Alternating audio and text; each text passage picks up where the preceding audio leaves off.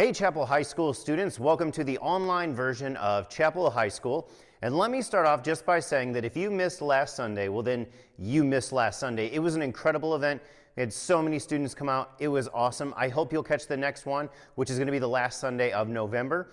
And if you did miss it, one of the things that we talked about was being a part of a circle, of being a part of a small group. And if you are interested in being a part of a small group that will meet a couple times a month and then attend last Sunday together, super easy. All you have to do is text CHS Circle, all one word, to the number on the screen, 419-504-1777. When you do that, you're going to get a few questions back. Just answer those questions, and then we'll have a small group leader reach out to you and help to get you connected with a small group of students your age that live in your area. So today, though, we're going to start a new series. And this series is going to lead up to the next Last Sunday event. And also we're going to try something new in this series. I'm going to give you moments during the video where I want you to hit pause, and there's going to be some questions on the screen. And I want you to answer those questions with your small group, or maybe with your parents, or whoever you're with. And if you're by yourself, maybe just think about these questions. So before we get started, let me pray for us and we'll jump in. Father God, thank you that you are a personal God. God, even though you are the creator of the heavens and the earth, of everything that we know, of our entire universe, God, you are so mighty, so majestic, so powerful that you care about every single one of us and you know our names.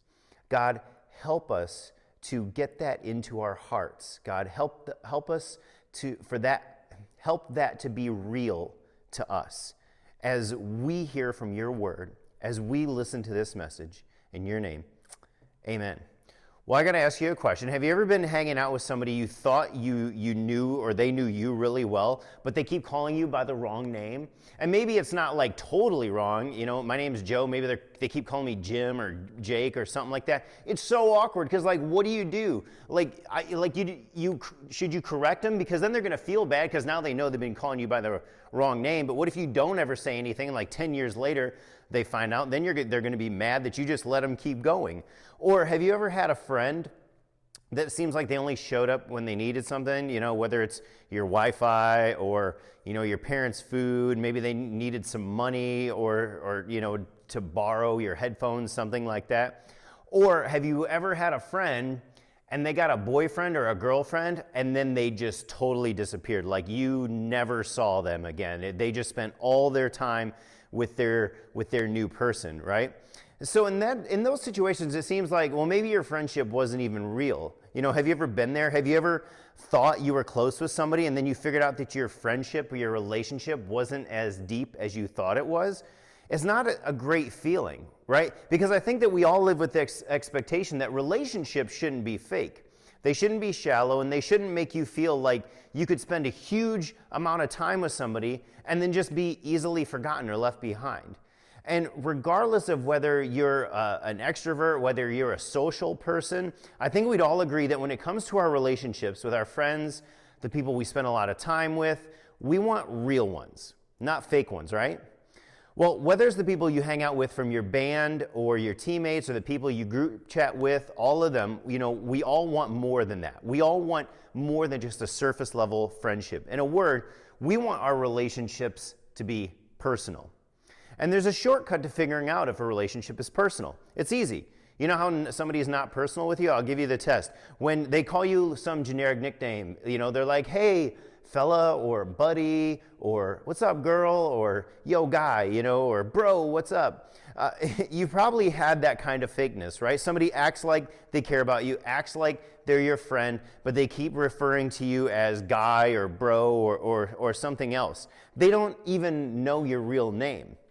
And it matters that people know our names, right? Because it makes us feel important. It makes us feel known. It makes us feel like there's a connection between us and the person who knows our name. Nobody wants a fake relationship or a fake friendship. But you know what the opposite of fake is? It's real, right? That's the opposite of fake. But when it comes to relationship, I think there's a better word. And actually, I know it's a better word. In relationships, the opposite of fake is personal.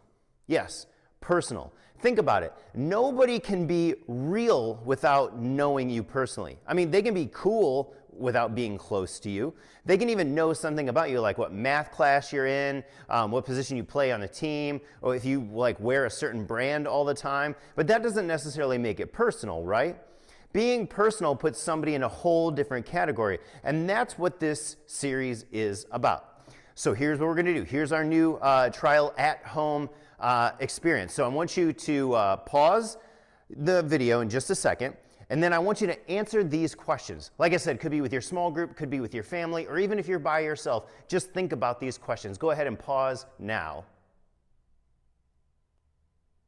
Awesome. So, moving on, if I asked you to name everyone that you can think of who knows your name personally, you know, who do you think would be on that list? Would it be a long list? Would it be a short list? And then I wonder, if you made that list, would you put God on it?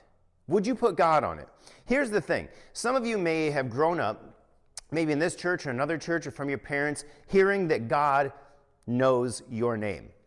And there's a bunch of examples in the Bibles about how God knows us that closely. He knows us personally. Like when Jesus says this, he says, "Indeed, even the very hairs of your head are all numbered." Right? Now, for me, that gets to be less and less hairs every year as I get older. But think about that. That's crazy. You know how many hairs you have on your head? I don't know, like at least 10, okay? At least 100. I don't know. I'm not a scientist. But Jesus knows you so well. He knows exactly how many hairs you have on your head. That's insane, okay? But seriously, that's getting really personal. Well, while we might think it's a little strange to know how many hairs are on our head, some of us struggle with that idea of God really knowing us. Maybe you feel like, okay, does God really know me, or is he kind of like that football coach that just calls me, "Hey, guy," for 4 years? You know, there can be a lot of reasons why you feel that way about God. You might feel like he doesn't seem personal to you because you can't see God. You can't hear him talk back to you when you pray. Or maybe you don't know much about God, or maybe you don't even care much about God. And it feels strange to think that he knows your name or that he cares about you. Maybe you've met Christians who don't care about you or don't seem to care about you, so you think, well, why would God care about me? Maybe you think he doesn't seem personal because if he's real, he's just so big. Like if God is real and he created everything, then he's huge and he's powerful and he's probably got other things to deal with than knowing me personally and individually. I mean, let's pretend that we all believe in this God who created everything, right? Are we just going to believe that God also knows me by name? I want you to pause here. I've got a couple more questions. One more question. I want you to pause, ask this question, answer this question, and then we'll resume in just a second. Great. So is it easy for you to believe that God knows you personally? Well, I'm going to show you some stuff. Check this out. I don't know if you're a science person or an astronomy nerd, but this is the Sombrero Galaxy. Yes, it's actually called that. The Sombrero Galaxy is a lenticular galaxy in the constellation Virgo, found 31,100,000 light years from Earth. So that means if you were traveling at the speed of light, it would take you over 31 million years to get there. So the God that created this knows my name? Or what about this one? This is the Butterfly Nebula. The God that created the Butterfly Nebula knows your name? I mean, this is a planetary nebula in the constellation Scorpius, and it's the most complex ever observed in the planetary nebula. The central star is one of the hottest stars known to man, with the surface temperature in excess of 450,000 degrees. That is a spicy star. You know, am I expected to believe that the God who created that knows me personally? I got one more. This last one is called the Pillars of Creation. It's made of interstellar gas and dust in the Eagle Nebula, specifically the Serpens constellation, some 6,500 to 7,000 light years from Earth. The gas and dust are in the process of creating new stars while also being eroded by the light from nearby stars that have recently formed. So we're to believe that a God so big and so powerful could create something so incredible and so massive, and he knows all of these things and does all of these things, and yet he knows my middle name is Thomas. He knows your middle name is Quincy or Lee or Roger or whatever it is. That's crazy, right? Why would he even care? Well, I think these are some real and understandable reasons I believe that he does. And I believe that he cares for you and me. And I believe that he knows not just my name, but he knows yours as well. And here's why I think that. Fakeness is literally the opposite of how Jesus lived. He got personal with everyone he met.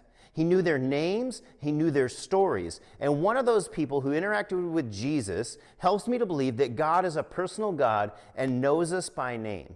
And this guy's name was Zacchaeus. Now, we're going to be talking about Zacchaeus for the next few weeks. So to give us a head start, Zacchaeus was a tax collector, which may not sound like a big deal to us today. Maybe think, something like the IRS, but it wasn't like that. You see, Rome had taken over the nation of Israel, and they were imposing taxes on them. And the tax collectors were Israelites who turned their back on their own people, went to work for the Roman government, and were taking taxes from their own people. But here's the deal, is that the tax collectors would often take more money than what was owed, and they would just keep the rest. So Zacchaeus is a Jewish guy, an Israelite, working for the Roman Empire, an entire nation that is essentially bullying the Jewish people. And like I said, that's not bad enough. These tax collectors weren't exactly stand-up guys. And Zacchaeus was a chief tax collector. Not good. He's literally the worst of the worst. So Jesus comes along, and at this point in Jesus' life, he had gone from being, a carpenter's son to being a pretty big deal. He was known for all of these miracles that he'd performed and powerful messages that he'd given. And basically, by this point, everywhere he went, crowds just followed him. And they tried to get close to him to get a glimpse of this rabbi, Jesus, who was doing these miracles and healing people. And that's what happened when Jesus is passing through the town of Jericho on his way to Jerusalem. He sees, and when he does this crowd is gathering around him, and he sees this guy named Zacchaeus. And here's how the interaction goes, according to Luke, a guy who was a historian and a doctor who interviewed real people that witnessed Jesus' life. Here's what Luke wrote. When Jesus came by, he looked up at Zacchaeus and called him by name. Zacchaeus, he said, quick, come down. I must be a guest in your home today. Zacchaeus quickly climbed down and took Jesus to his house in great excitement and joy. So let's break this down just a little bit. Out of this giant crowd of people who followed Jesus to Jerusalem, and the giant crowd of people in Jericho just trying to get a sneak peek at this guy, Jesus stops and he calls out Zacchaeus and talks to him. And he calls him out by name. Probably one of the most hated men in the whole town, right? Getting this kind of attention from Jesus would be crazier than if your favorite celebrity just started following you on Instagram and liking your post. Not only did Jesus call out a guy who was watching him, but he called him by name. And not only that, he said that he went to his house. Jesus goes to Zacchaeus' house, which is crazy to me because we would think a person so bad, right, Jesus wouldn't have anything to do with.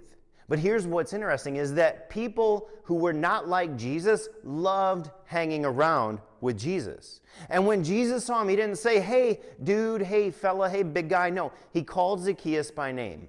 And then he invites himself over to Zacchaeus' house. I want you to pause here for a second. I want you to discuss these questions. Great. But I want to ask this, really. Why do we care?